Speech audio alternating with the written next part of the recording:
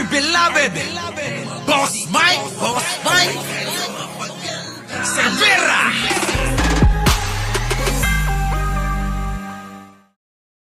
Magandang umaga, magandang hapon at magandang gabi. Sa madako ng mundo, naroon kayo. Siyempre, magandang buhay na rin para sa ating lahat. So, eto mga kababayan. Sabi dito, pinost nila kanina ito. Sinuspindi. Sinuspend ang governor ng Tagum. Una pa lang mga kababayan, bakit nga ba sinuspindi yung governor ng Tagum? Aba, ang daming katiwalian.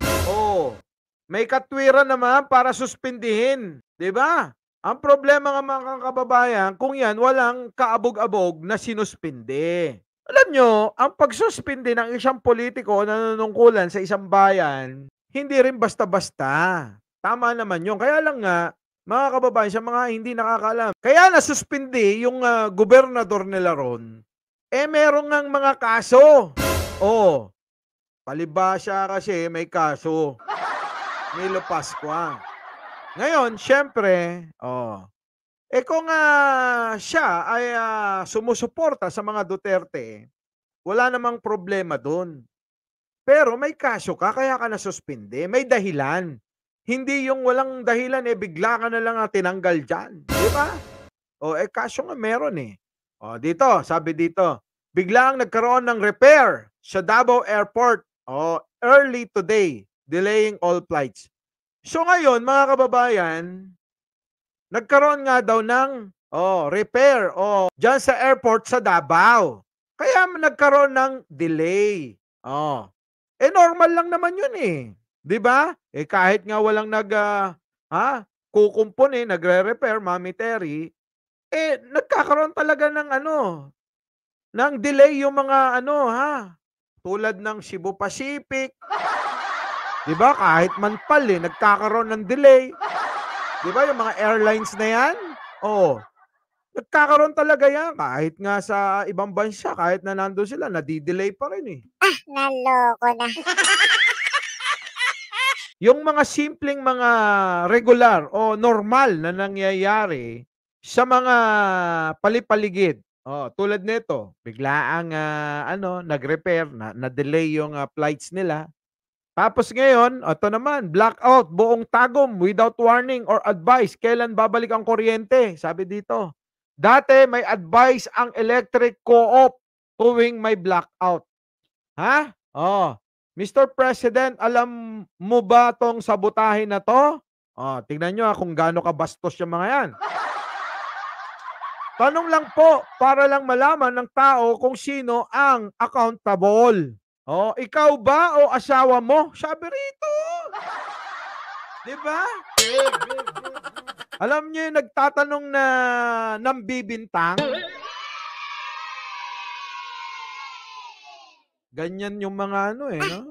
Yung mga ugot di ba? Eto na mga kababayan.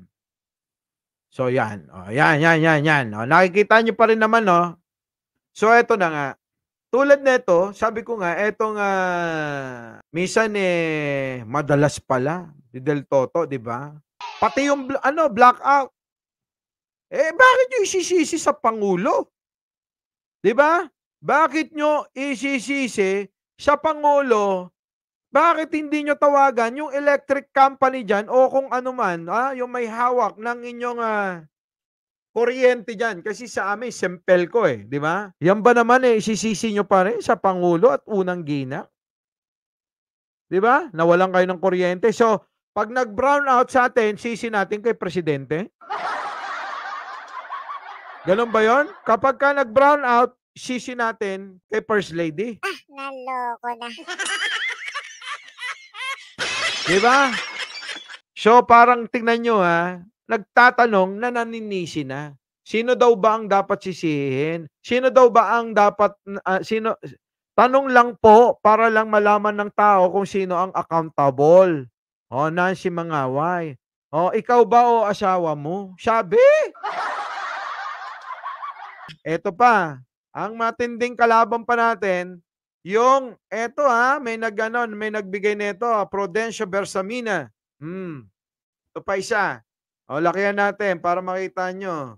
Ito ha. Ito GC daw ng kampo ni Sara. Oo. Arnedo Olaes. Oo. Ha? Sino ba? Sino? Rosana Marquez. Tita Arellano Madule. Joby Wada. Baby Unite. Vicky Obando. Nag-like na. So, eto mga kababayan.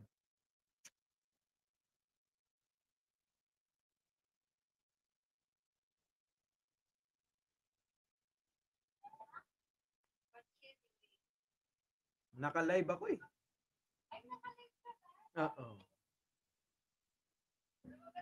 Papatayin ko na lang tong live. Mag-usap na lang tayo. Ganun.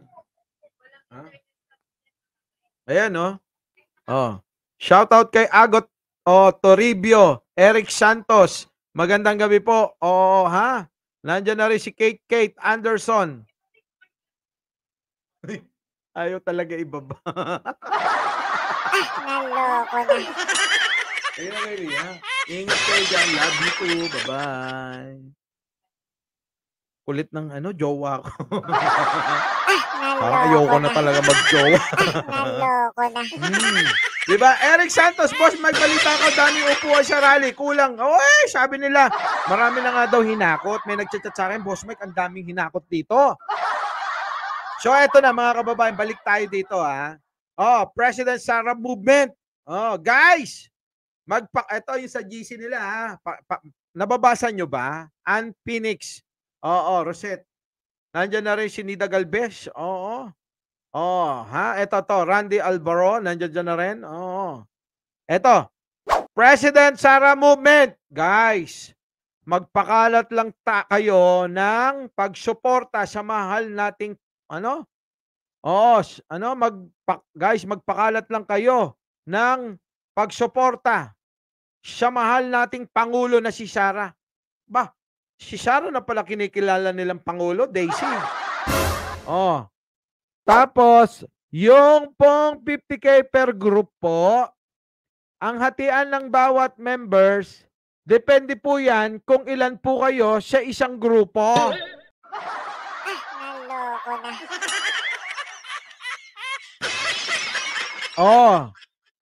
Salamat po, ma'am. Sabi dito nung isa. Basta po, ipagkalat natin ang paninira siya Bobong Marcos. Sabi no? Sa Bobong Marcos daw. Grabe. Tapos dito, basta po, ayan maghintay lang po kayo ng next na gagawin sa susunod na araw. Ano pa?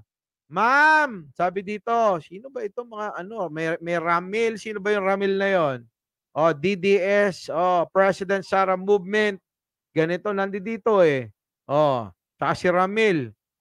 Ma'am, sa Twitter po kayo mag-register. So may Twitter pa sila. Grabe no? Naloko na. Ngayon pa ba kayo magtataka? Kung bakit lumalabas ang maraming fake news laban sa Pangulong Bongbong Marcos at Unang Ginang. Siyempre, etong mga ito na binabayaran ng kung sino, hindi naman kasi tinukoy dyan kung sino yung nagbibigay ng 50,000 kada grupo. 50,000 kada grupo, mga kababayan. Diba? 50,000 kada grupo. Halimbawa, 10 kayo, 50,000, tag-ilan kayo nun? 50,000. Ilan yun? Tagli 5,000? Diba? Tagli 5,000, no? Tagli 5,000, mga kababayan. Sa tingin nyo? Naloko na. Sa tingin nyo, ako, si Sangkay, si Coach Jarrett, diba? At iba pang mga vloggers, Direk Freddy, sino pa? Si Mark Ramos, Takero, sino pa? Si Makmak Pablo. Si Makmak Pablo, kita nyo naman ano. Papayag yan para manira sa halagang 5,000? Naloko na. Sa tingin nyo ako, 5,000? Naloko na. 5,000? Eh, kayang-kaya nyo namang ano. Kayang-kaya ko ng ano yun, no? Isang kembot. Kembutan ko na lang si Maria Luisa, tapos na. Naloko na. Yeah, mga kababayan, kung ganito na may mga bayan, normal kasi yan, alam nyo si Sarah. Eleksyon pa lang naman eh. Nagpapapromote na yan, Maricoy. Mami, nako, oh. Naloko na. Nagpapapromote na yan. Dapat sa akin na lang sila humihingi pag 5,000 lang. Naloko na.